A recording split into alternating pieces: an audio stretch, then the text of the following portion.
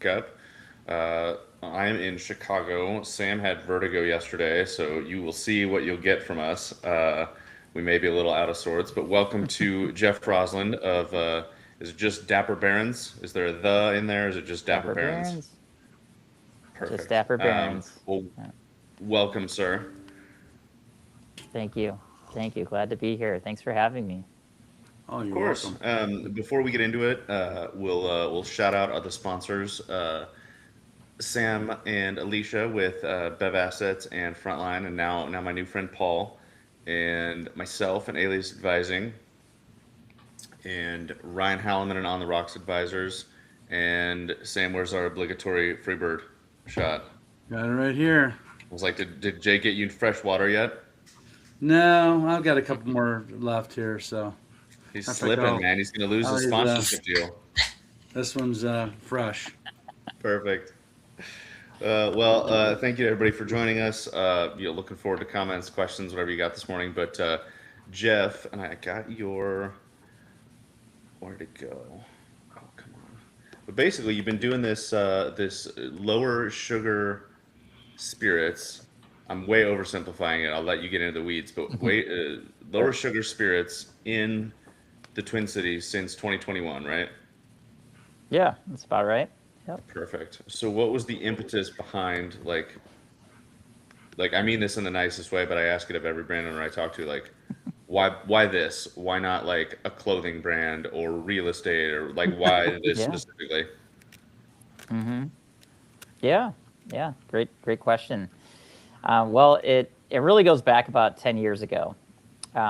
So I had been a cocktail enthusiast for a long time, but 10 years ago, I really started focusing on low carb, kind of keto lifestyle. And from that, I started to pay a lot closer attention to all the sugars and carbs that were in all the food and beverages that I was Sure. consuming. So, again, as someone who liked cocktails, I had a lot of different spirits in my house, a whole liquor cabinet. But as I researched the nutritional profiles, I was really shocked when I found out that standard liqueurs are half a bottle of sugar, and they're just densely sweetened. Bring that back. I love the showcase. That's Yeah. the Does that say half a candy bar or two candy bars? Actually, it says 12 candy Oh shit. bars. Um, yeah, So wow. yeah. So this Damn. is we do a lot of cocktail classes, and actually, I could go dig up. I bring 12 candy bars with me to show, and that's what we always start off is kind of saying like, how much sugar do you think is in a traditional liqueur, like Yeah. Kahlua, Di Serono, and a lot of those ones. A lot of people would think like, oh, maybe like one, two, thinking that candy already is so much sugar, and it's like, no, you look at a whole bottle like that. Right. That's a lot. So Right. you go and you put some of this in your coffee in the morning. You actually, if you're pouring 2 ounces of this into coffee, that's the same as a Hershey's candy bar. Um, Jesus and Christ, that's a lot of crazy. times people are doing that, thinking like, oh, I'll treat myself to a little bit in the morning. But if you Yeah. were to change that perspective and said, would you really treat yourself to like a whole candy bar with a Right. cup of coffee? It would probably feel a little bit overindulgent. Right. So yeah, just going back to the history though, I started thinking about it. I really liked making these cocktails, and it's like if I could just match the sweetness of these liqueurs, but use other types of sweeteners that bring Yeah. down the sugar content, the carb content, that would allow me to really have drinks that fit my new diet and lifestyle better. So I started experimenting with all sorts of different sweeteners, really focusing on the natural ones. So a variety of sugar alcohols like erythritol, xylitol, Mhm. allulose, and plant-based sweeteners like stevia and monk fruit. And eventually I landed on a blend where the sugar content of our product looks more like this, which you just kind of see down here at the bottom. So it's over 90% less than what you see in these traditional liqueurs. Sure. Wow. So yeah, Well, the thought was like, oh, go ahead, yeah. I'm sure for you it seemed like, hearing you say that, right? I talk to people, and I know Sam does too, but in RTD or even in CPG, every day it's like for the last, whatever, 15 years, for me anyway, like probably longer, people, oh, sugar, we're going to switch to sucralose, stevia, erythritol, whatever. And so the fact that, like, in my experience anyway, and this is, I'm trying to give you a huge compliment, like the fact that you were the first person to be like, yeah, but also the bottles, like you've taken it out of all the food, but it's still getting into your system via the cocktail you're having with dinner, That's right? Like, That's right. that's brilliant. Yeah. Yeah. Yeah. I remember talking to you when you Sorry, started go your on. That's journey, just- by the it just- way. Do you remember? Yeah. It Yeah, was Sam and I, we've crossed paths over the years now. It's fun to it's been like multiple different venues, whether it was when you're during your breakthrough days, and then Yeah. again with the Bev assets, and Yeah. we're cross paths again here, and maybe one of these days we'll actually have a true business partnership. Yeah. Still waiting for the time to be right there. Well, I but- mean, we should definitely, since Yeah. we're in the same town, we also just grab lunch one day, for sure. Yeah. And Yeah. and do that. But I still have my my bottles. I Yeah. have the smaller ones or whatever, which is Yeah, pretty those amazing.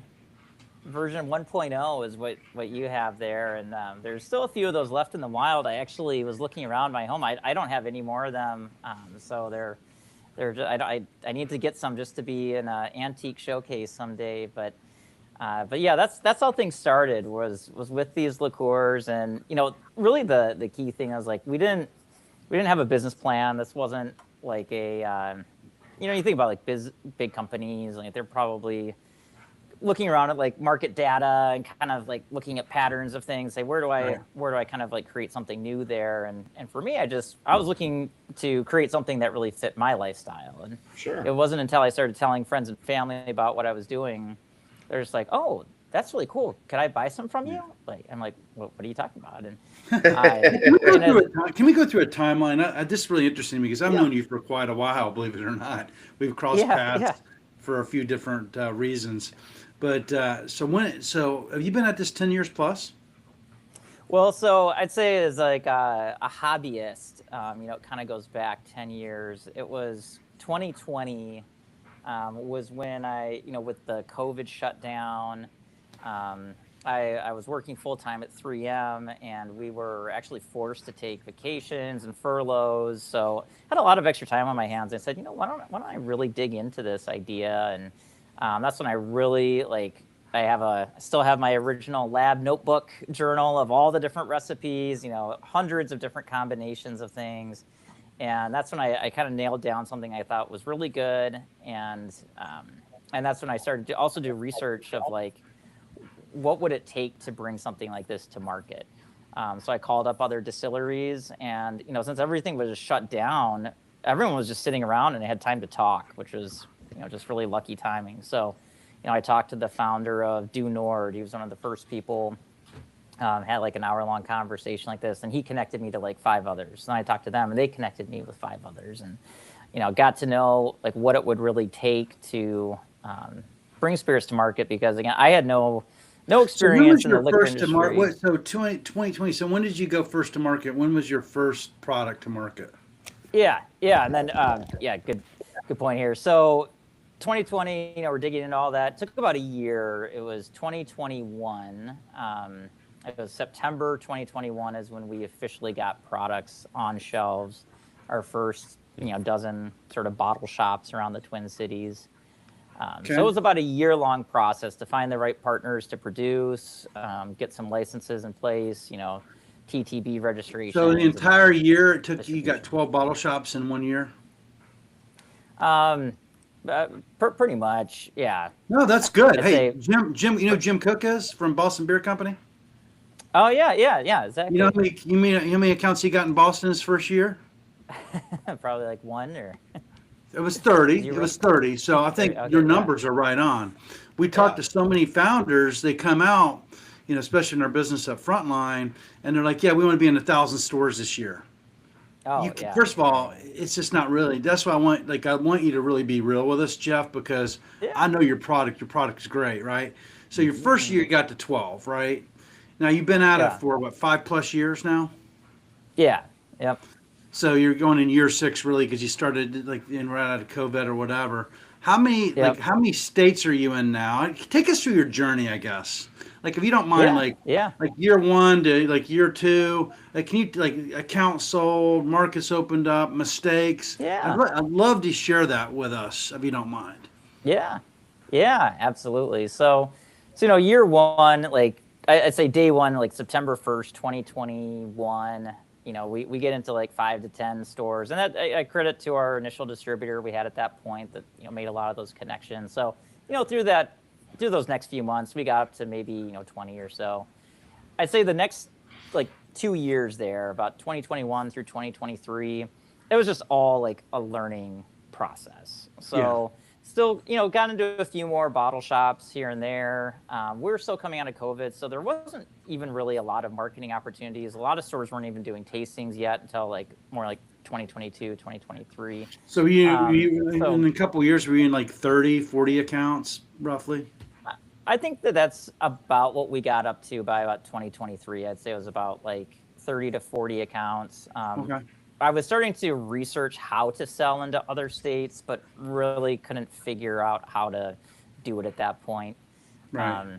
And we went through a difficult time. Our distributor then called us in 2023, as like September, and they said, "Hey, we're cutting brands, and you're cut." Who were you with? And I was so it's called Libation Project. Yeah. Okay. Yeah, you're probably familiar with them. I mean, good people. We still cross paths all the Right. time, and understand as this stuff happens. And Jeff, it was the just, fact that you're here, sorry to interrupt, but the fact that you're Yeah, here, yeah. you're successful because the failure rate year one is like 95%.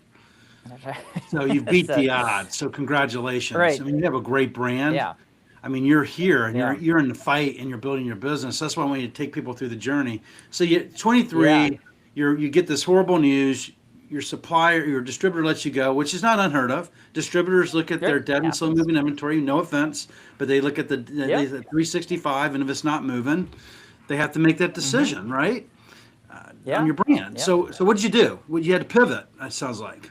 Yeah, so we had to pivot. We had a lot of things that I looked at as like fundamentals of like, okay, maybe it doesn't work for them, but is this idea like legit, or where's the problem here? And I think it really just wasn't a good fit with a lot of other priorities they had at the time, and that's what I concluded. So we talked to other distributors, and that's the difficult thing in the industry is that there's just not enough distributors for all the brands that are there. The liquor distributors don't grow on trees, and if we can't cut it with a small distributor like that, there's no way we're going to be talking to Breakthrough and Johnson Brothers at that point. So we got to find another small distributor. And luckily we did, and we talked to our key accounts where we were starting to get a lot of traction and starting to hear good things. And it was through those stores like Haskell's around here and Lund's. I love it. So your customer, like the retailers, the accounts said, "Hey, I like this distributor," so they helped you. That's great. Exactly. Yep. And they wanted to keep carrying our products, and Yeah. and they're just like, hey, I think the ones for what you're looking for, you should look at this place called Bourget Imports. And it was ironic because their offices are actually like a mile from my house. I just had never really put it all together. But I met with them, and timing was great. The traditional like wine distributor wanted to get more into spirits, really loved having a local player, wanted to really partner and grow the business. So we as quickly as we could, there was a gap of several months there. And, I was thinking about it prior to the podcast. Like, unfortunately, we had worked up some really good on-prem accounts too that really liked our business, really liked our products. And I legally couldn't sell to them for a while, and there's just like nothing we could do about it. So just like kind of like evaporated a bunch of like basically all our on-prem business. But we got going with Bourget, and they really like took to the concept. And Who's running that over there nowadays? Who's the sales manager? Yeah, so the owner is Annette Peters. Sales manager is Vanessa Lasaskis. Okay. But yeah, the team is like Annette and Terry. Okay. So yeah, great reputation, great people in the market. So we yes, through them, we got up. I don't know exactly the timeline, but basically over those next 2 years, like 2023 until now, we doubled that footprint around here. So got up to about 100 stores around Minnesota. Now you're So that cooking, was, man. 100 stores. now we're That's great. cooking. Yep. Yeah. Yep. And by the way, those Yeah. are 100 stores that are reordering, so you're not getting ghost distribution. So Yep. these are 100 Absolutely. accounts that know your brand on the menu, and you're getting promoted. Yeah, exactly. And that's, I think that's an important thing, that reorder, as a small brand like us, it's just like another one of those fundamentals that I look at. So like last year, if I looked at 2025, all of the sales, 88% of those bottles sold were reorders into new accounts. So 88% you of know, your sales are reorders into yep, the existing accounts or new accounts. into existing accounts. So 88% reorder basically, rate. That's amazing. yep, yeah.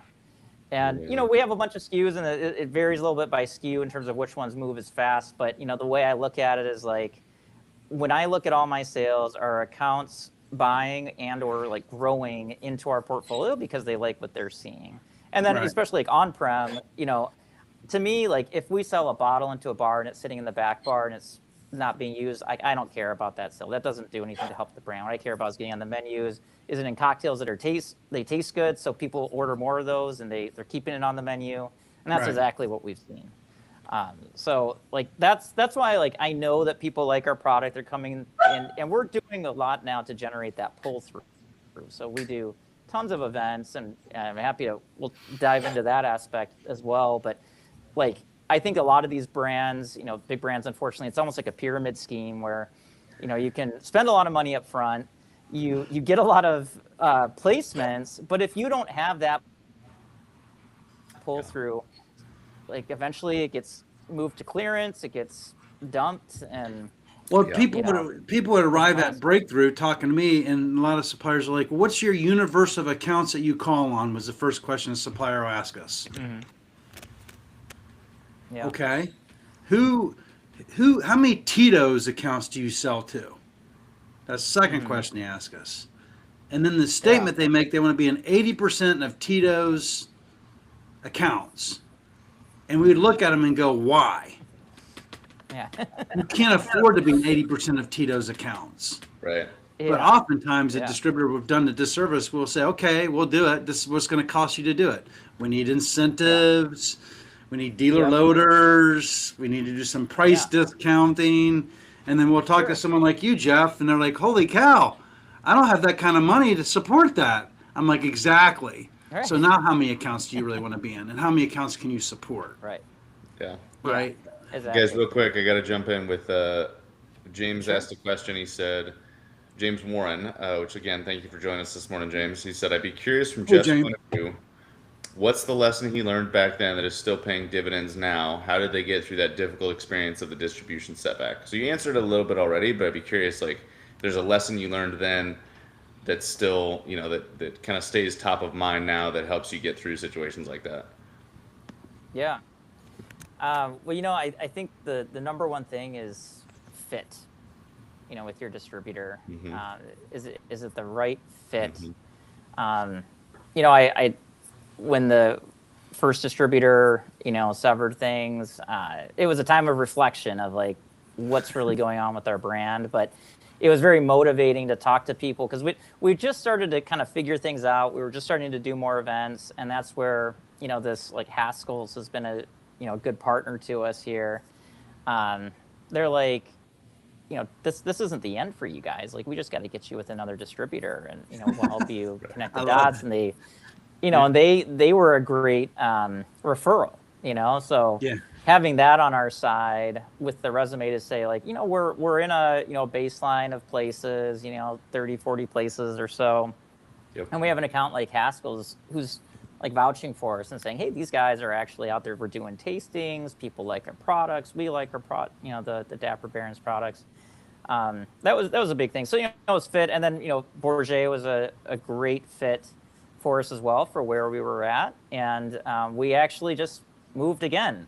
We had a very, very difficult conversation with Bourget In case they're listening or hear this at some point, want them to know this is, we appreciate everything that they've done for us, but we recently moved again to Maverick, another distributor here in the area.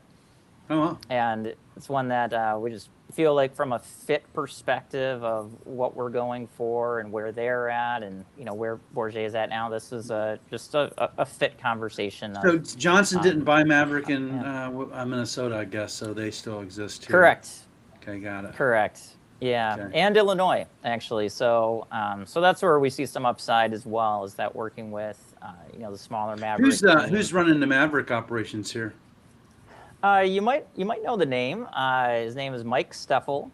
Okay. He's been in the industry for about 25 years or so. He worked in Minnesota. I believe it was at Johnson Brothers for quite some time, but then he moved to California. He was representing some wine groups out there, and then came back to lead the Minnesota branch of Maverick. What I love about about Maverick 2 years is, ago. by the way, just to call them out, I worked with them with Altamar Brands before they got bought in Texas, and they had the best on-premise people. I mean, hands down. And Texas is a really hard market. I don't know if you know. I know we have to tell you what markets you're in, but Texas is Class B. But these guys had the radar on to how to get it. Once the restaurant said yes to go to the Class B to get that order filled, they were really good. And they did total respect. When they'd walk in, these guys would do like the beverage list, appointments. I mean, very professional. I think it's one of the best craft operations for a distributor in North America, to let you know. So, Well, yeah. Well, so good glad for they you. have good operations going Congratulations. there, and yeah, thank you. Yeah, well, we're excited for what's ahead there, and and again, it's all just kind of goes back to the question from our listener there, is just finding who's the right fit at the right time, and maybe that's a good segue too to some of the other states that we've looked at. Yeah, where are you at now currently? So where's your footprint? Yeah, so we're mainly in Minnesota, Michigan, and if you were to dig hard enough, you can find us in some places in Wisconsin, California, and Florida. I'd say those bottom three have been a little bit more like test sites, although we have done more activity in Wisconsin than the others. But we've been actively working on Michigan quite a bit.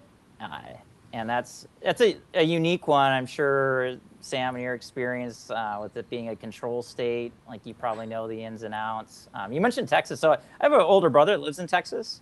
So I did, he connected me with some people there, had some conversations.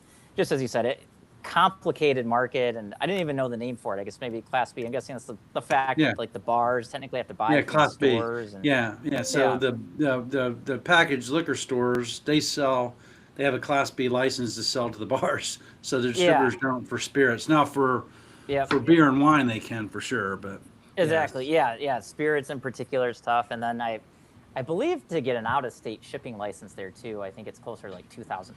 So it's you have to kind of know what you're doing if you're gonna go in there. But the California and Florida are unique ones. That was just kind of opportunistic areas where it's very easy to get a low-cost out-of-state shipping permit, so you can send products in. And dating back to around like that 2023 timeframe.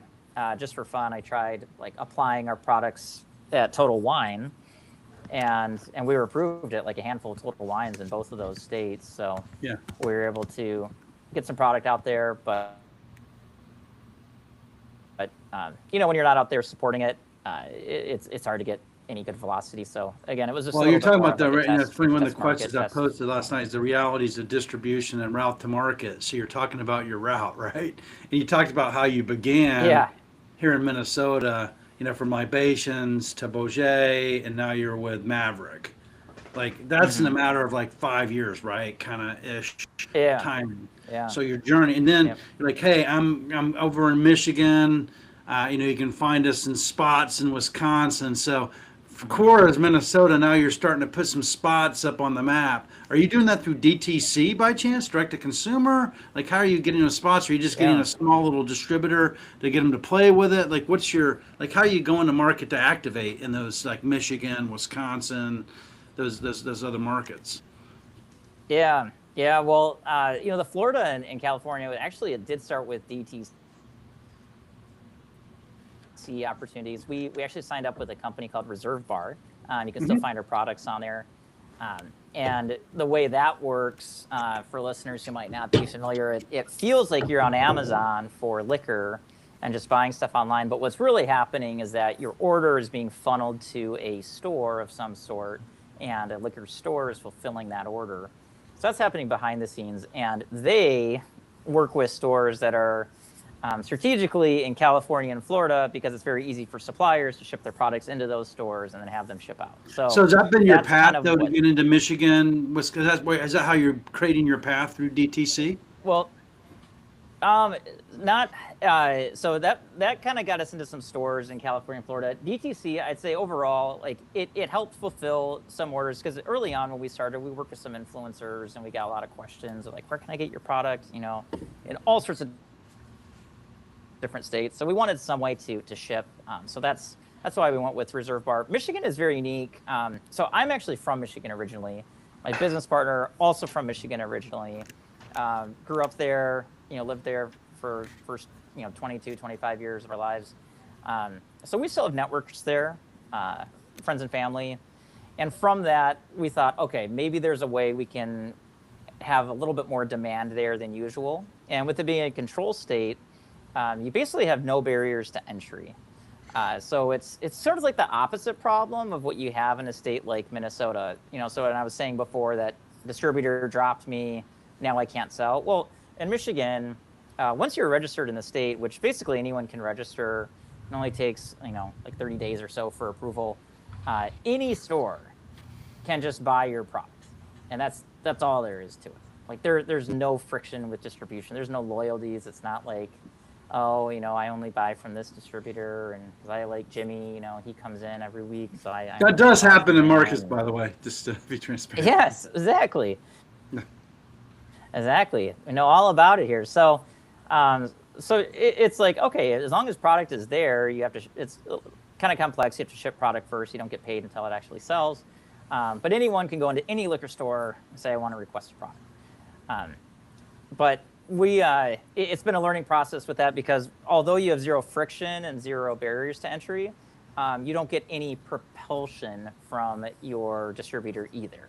So here, as I said, like even when we started with Libation, they had, some key accounts, and they just kind of like got our initial placements like that. And then Bourget, going to them, they had their favorite accounts. That just like all of a sudden we landed in a bunch more places. You get zero of that in Michigan. You are driving 100% of it because you don't have like distributor sales reps out there. Or you can get a brokerage firm and you pay an arm and a leg to like spend anything that you're potentially going to make in profit to just go towards their incentives. And it's a what's the cost for, like, is it like a Southern has a brokerage there, RNDC has a brokerage, basically you pay like a percent per case? What is it, like a couple bucks a case or something, or how's it work? Yeah, so it's actually all like state mandated. So there's only 3 distributors, and the distributors only do logistics. So actually RNDC is our distributor, but again, that's only logistics. And then you have these brokerage firms. So we work with a brokerage called Benchmark. Very nice people. You have to have like a brokerage aligned with the distributor to kind of get the certification to get in there. So you pair up like that. But for brokerages, there's not really a whole lot of incentives just to say no to a supplier. Yeah. All right, well, hey, if you're a supplier, you want to sell in here, like, it's up to you. Like, you ship a bunch of product in, and if it's here, like, sure, we'll just go tell people about it. And their cut is all state mandated. So they have a spreadsheet, actually, the state gives you that says, like, figure out what do you want to sell at, what do you want your shelf price to be. Shelf prices are all controlled by the state. There's a minimum shelf price that everything can sell at. Stores can make it higher if they want. But you kind of base it on that. And then all the bars buy at the state price as well. So Wow. you can do the math pretty well there. The problem is that since everyone has the same, the brokers are all getting that same cut from everything, and distributors are getting the same cut. If you want your broker to give you more attention, you need to pay them on top of that. And that's kind of where the market is of like, okay, my incentive to push a bottle of Dapper Barons versus pushing a bottle of Kahlua, what's going to incentivize me? It's like I'm going to have to pay on top of whatever the state mandated, margins are. And how many that's where it brands do these gets brokers have expensive. in Michigan, by the way? I'm just curious. They have like I mean, hundreds of just like brands. hundreds and thousands, and of SKUs at least. So I took another trip to Michigan just earlier this year in February, and it's been a long time since I've been there. And certainly when I was living there, I just hadn't paid as close of attention to the way spirits work. And it's just fascinating. So on top of all this, there are zero volumes. So any sort of levers there can't work that. And with all those state-run distributors, there's zero delivery fees. So think about this now. If I'm a liquor store owner and I never pay delivery fees, I have zero incentive to buy any sort of volume. I buy one bottle at a time. And I put that one bottle on my shelf, and when that sells, I buy another bottle. And it just shows up a few days later. So you think about that now. It's like so I went around to all these stores, I talked to the store, they're like, okay, this is cool. And I show them, this is what our stuff looks like now, by the way. It's like, here's our espresso martini, it's zero sugar, super unique. And they're like, oh yeah, espresso martinis are really popular. I'll get a bottle. Put a bottle on the shelf. And they have these shelves of thousands of products as well with just one bottle, like all throughout there. And then it's just the culture, because again, like the incentive is so low to have any sort of volume or like multiples of anything. So yeah, and like if the neighboring bottle shop only has 100 products, but the one next to that has 500, and it's everything in the spirits book, people will be like, well, I'll just go to the one that has 500 because I can find it all there. And that's so you think about all those visits, you're going place by place. Your upside potential is that you get a sale of one bottle onto that shelf. So it takes a long time to really get any sort of scale and volume. And if you want them to get more of your product, they're only going to do that if it's like, well, I mean, unless you're selling multiple bottles a day, why am I going to bring in more than this? So very, very challenging from that Amazing. angle. That's the realities, though. Talk about like what's the best way? So you've done this journey. Like, how do you activate? Like, how do you go to market for your brand? Like in Minnesota, Yeah. you've had great success. You have, Mavericks, a great distributor, as well as Beaujolais and Libations. You've worked with these great partners. How do you go to market here today? Like, you're doing well. You're getting accounts. You get the 88% reorder rate. What's your market? Yeah. So we're gaining momentum, and what's really helping us punch outside our weight class is our liquids to lips engagement. That's like, I've talked to many people in the industry. Maybe Sam, you were one of the ones that told me this too. I don't remember now, but there's just nothing better than liquid to lips. Like it's the most important thing you can do. And when we started, we tried different like digital ads and stuff, and just none of that gives you the ROI.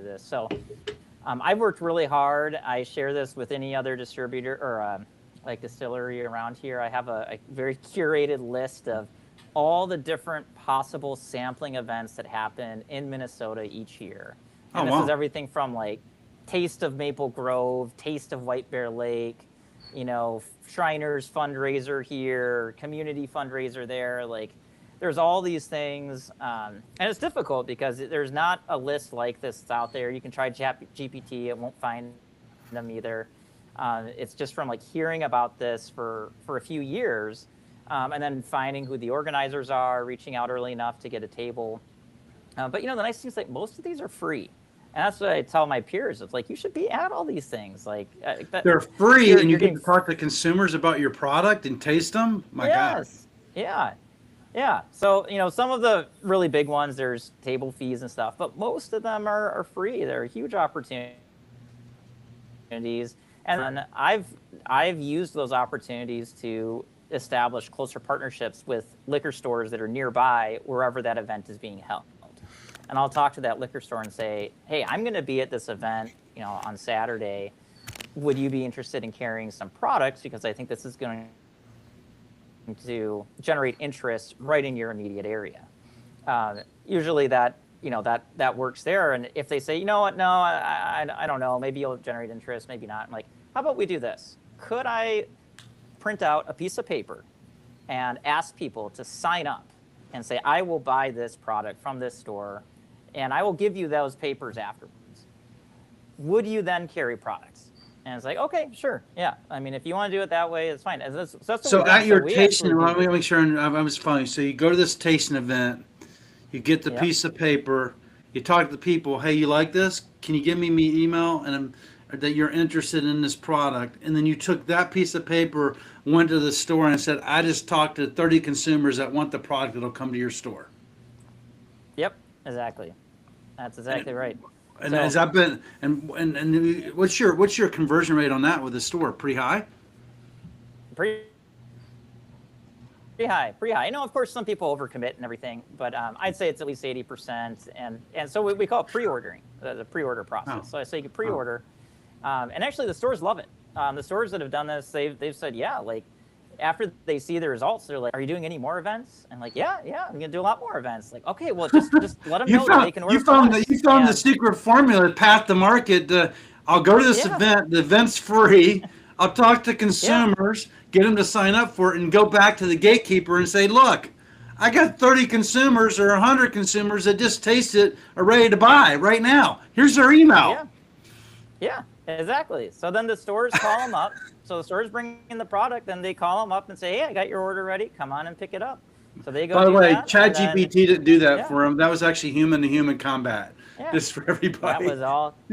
That was all human to human combat. So it's great. And actually I've talked to the stores. So after we did a few of those, I said, hey, what if you offer a discount as well? And I'll tell them, hey, sign up now and pre-order and commit with your email, your phone, and you'll get a discount as well. And that's helped incentivize people to do that. And the stores are, again, they're all for it. It's just like immediate sales. And you know what I've kind of said to the That's stores, value like, if I to the came into this store. So many people walk in and say, hey, I'm Bobby, the beer manager. Will you buy my product? I got like this. But you're like, hey, I have 30 consumers that are ready to buy the product. I just need you to carry it. Yeah, exactly. And then they see like, hey, I've got, because we got a lot of products. I've got an espresso martini. We've got, amaretto. They might say, all right, well, I got like one order for an amaretto, but I had like 10 people get espresso martini. Okay, you know what? Let's fulfill that 10. And why don't I get an extra case and I'll just put that on the shelves, because now I can see that's actually, good with my market Wow. here. So you get like the sales from the event. You now get often a new placement or additional placements. And that's the type of thing, like going back to what we said earlier on, like the pull through, the organic interest, like I know that it's there in this product. Like this is. Well, this that's is why really you have an unique, and I don't think any other 88% brand reorder does rate, though, this. because you're working the consumer Yeah. and you're making sure that Exactly. you're they're driving them into the account. And then I'm Yep. I'm assuming, how do you reward the account to support you? Is that the reward? Hey, I got 30 consumers. Is that the reward, or That's do you the do anything else to reward. reward the account to get behind you? No, it's I kind of look at it as me choosing that account versus the one down the street to do that pre-order program with. Like I actually think the more we do this, it's a privilege to be part of our pre-order program.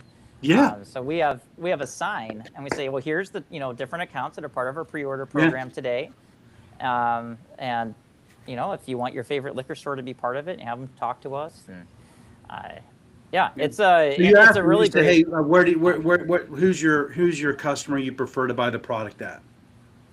Yeah, that's what. Well, and that's what we've had some of the names on the list, like Haskell's, like all the Haskell's ones. Lunds, and I talked to the category manager. He said, yep, you can put all the sites on here, and I'll talk to the managers that if someone wants to get it from a Lund site there, that's fine. And then just a variety of other independent ones. So I try to cover the entire metro. So at some of these bigger events, like when we do like Food and Wine and Grill Fest, where we're getting thousands of people all around the metro, I can say, well, where do you live? Let's find a store that's convenient to you from the list. Okay, here's your order form for Haskell's White Bear Lake. Oh, you're in. You know what's Lakeville? amazing Here's about your this order is form for Lake. you have a full-time job and you've built this brand. Oh, well, thank you. How many Yeah, hours a week do you put into this brand? Like, honestly, like, are you doing 40 hours a week? Like what are you doing to build this brand? Depends if my Medtronic folks are listening or who knows. But I'd say like it's just it kind of depends week to week. But I would say at least 20 hours. And it actually dovetails really nicely with the full-time job because my day job is pretty heavy, like Monday through Wednesday, and then as you get to Thursday and Friday, it tapers down a little bit. And then all this other stuff, though, when it comes to all these events, that all tapers up starting Thursday through the weekend. So I mean, I love the math, right? There's 162 hours in a week. You give your employer 40 to 60 of that 162. There's still a lot more hours on the table for you to go build your dream, right?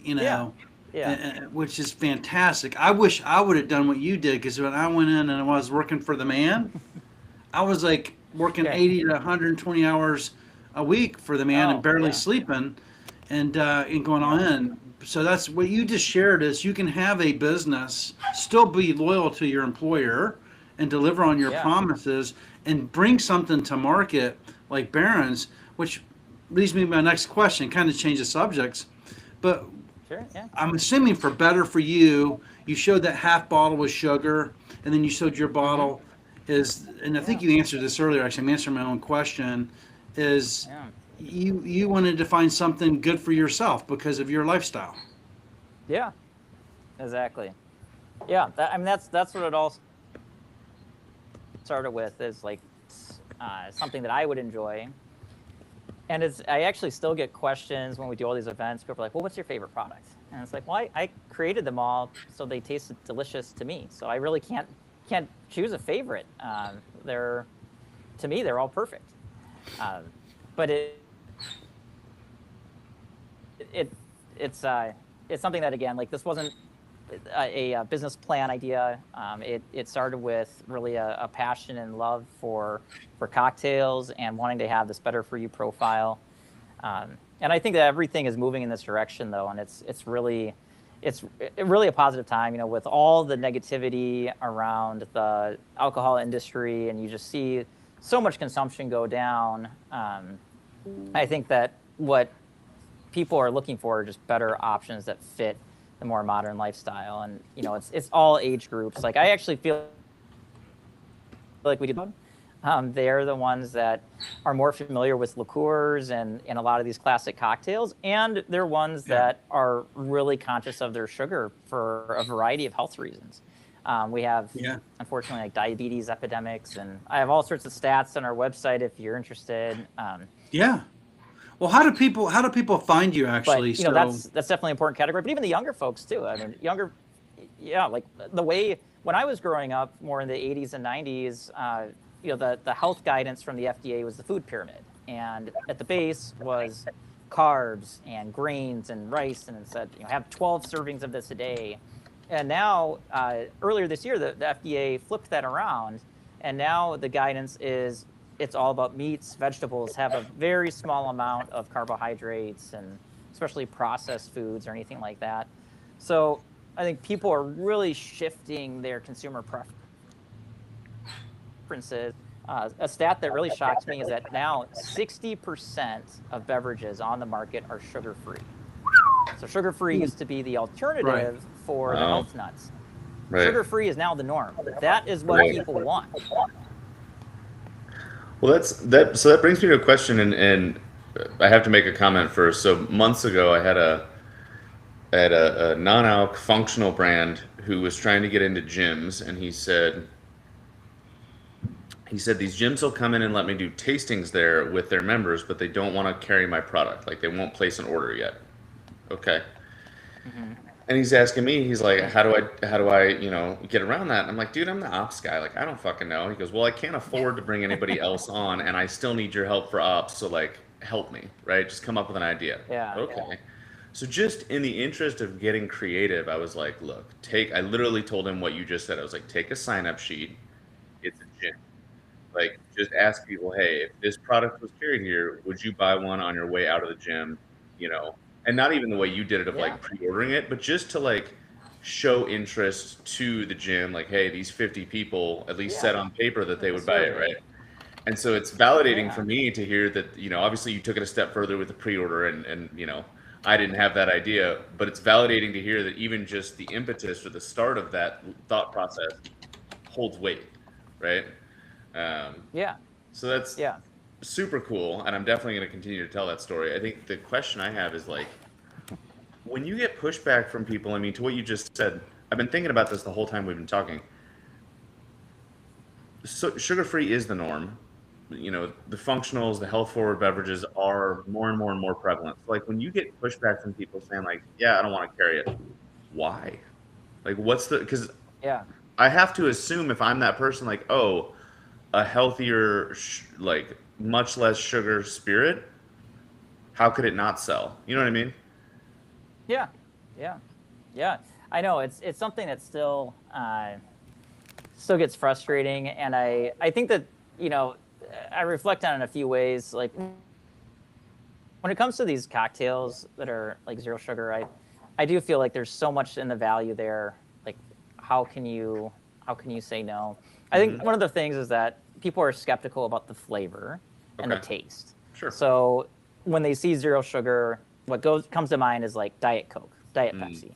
And with those products, you're sacrificing something in taste or whatever that, you know, people just don't really like the difference Sure. of not being normal. So I think there's a lot of skepticism, but that can be overcome pretty quickly if you're like, okay, just try it. Like once you Yeah. try it, you'll see this tastes really good. And we've also submitted these to all sorts of spirits competitions. We've won medals for all of them.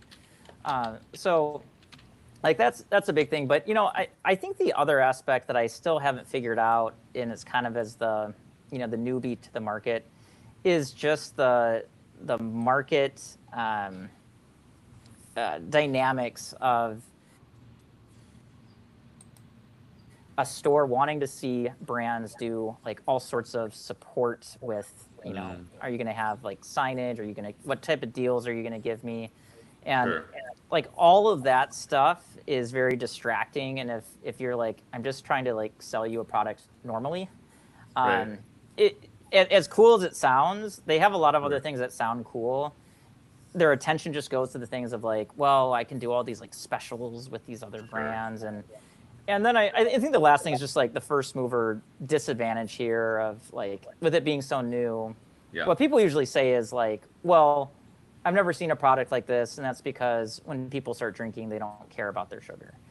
And you know, although I know that's not true for Right. all sorts of personal data and research I've done, plus you know, market stats that are Right. to the contrary. I think that with it being new, that it just introduces a new level of skepticism that despite how good it tastes, despite the competitive price, despite all that, they're just like, well, because it's not out there already, Right. it's because people don't want this. And that's Right. that's not true. Not So true. Yeah. kind of overcoming that inertia is the Sure. challenge. No, it's a very real answer. I had to ask. I'm like, I mean, when I tasted it at the pitch slam, I was like, you know, if I was gonna go, not that I carry a ton of like Baileys, but when I do go get something, it's usually Baileys. Yeah. You know, when it comes to a liqueur or something, like, why would I not? You know, like if Yeah. that was on the shelf and I saw that right next Yeah. to or close enough to the Baileys, you know, maybe I don't walk in knowing that that's what I'm looking for, but like, oh, I'm gonna get Baileys, and I realize, oh, huh, because I do the same shit at the grocery store with ketchup or whatever other thing, or you know, barbecue sauce. Right? Like, Absolutely.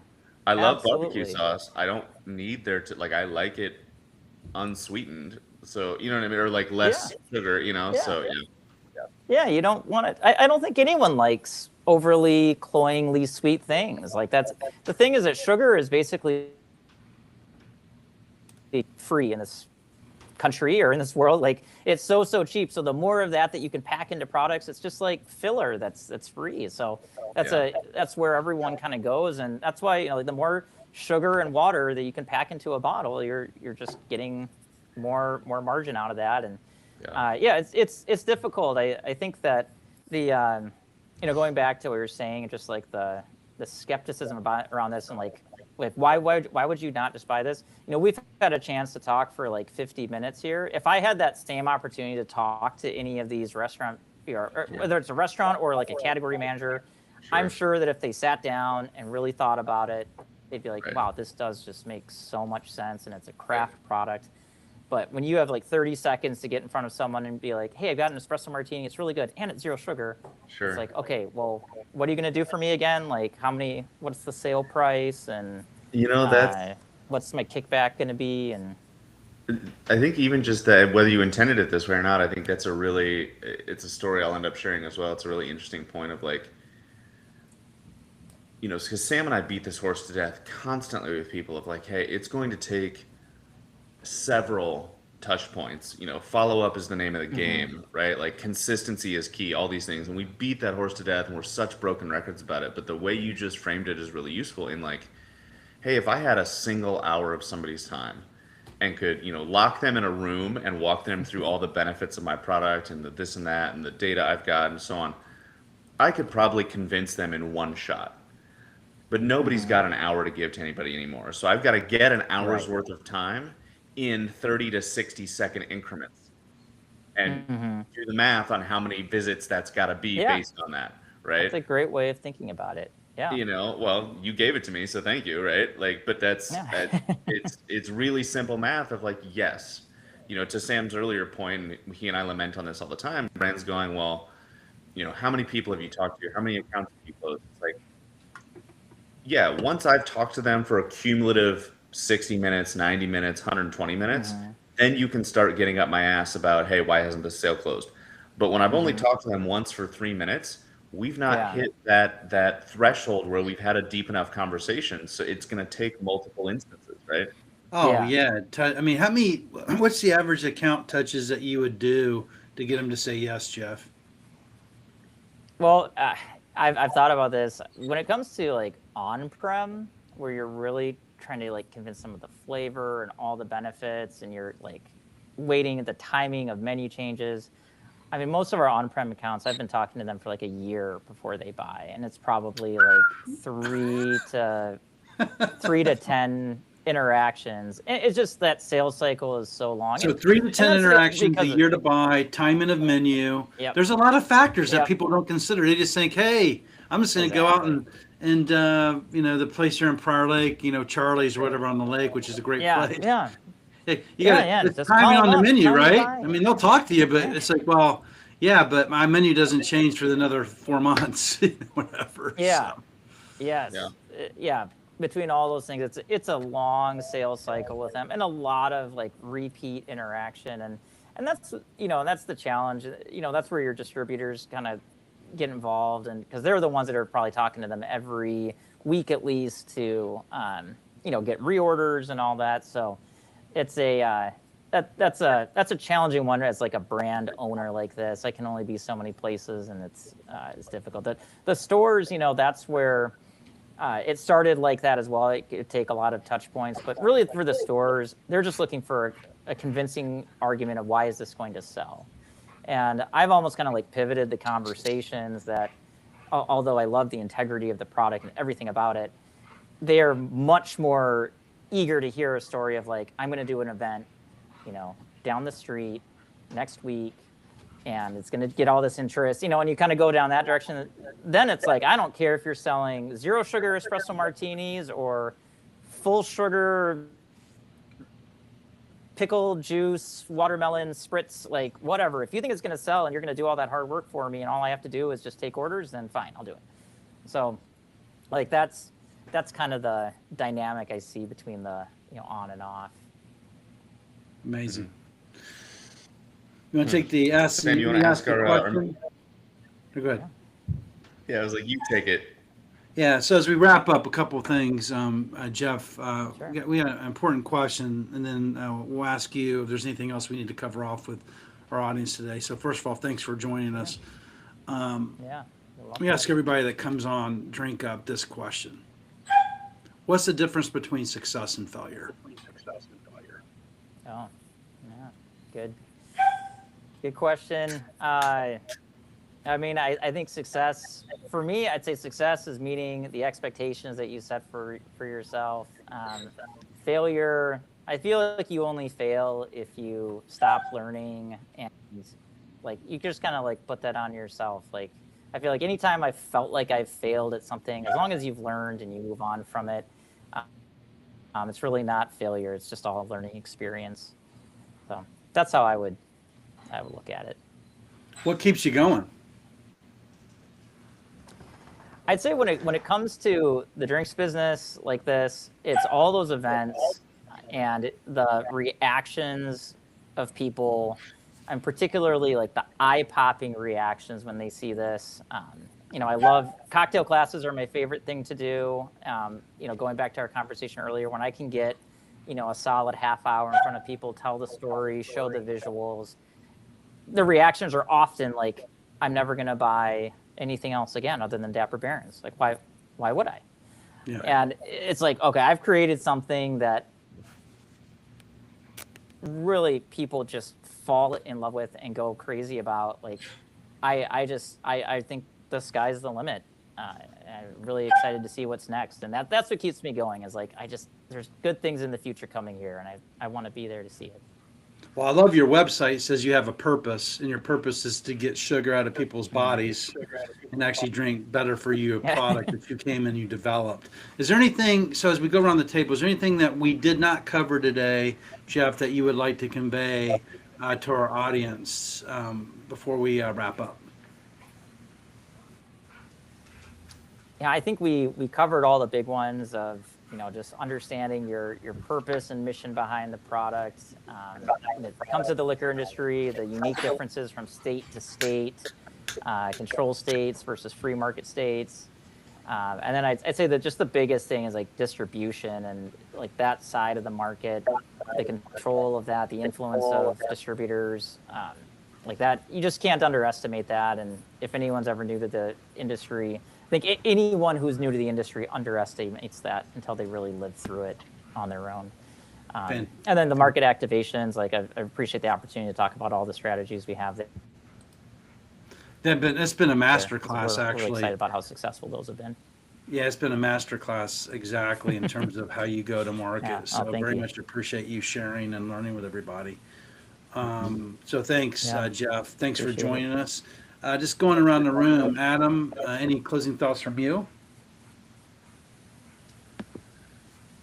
I mean, I think Jeff just hit the nail on the head, as did you, right? Like, these are the kind of, not that I don't enjoy every conversation we have, but these are the kind of conversations that I want to just take and force, like middle school, film day when the teacher's got a hangover, right? Like, just force my clients to watch it on when I tell you, go talk to people, when I tell you, make a lit, like, I'm not bullshitting you. This is how it works, right?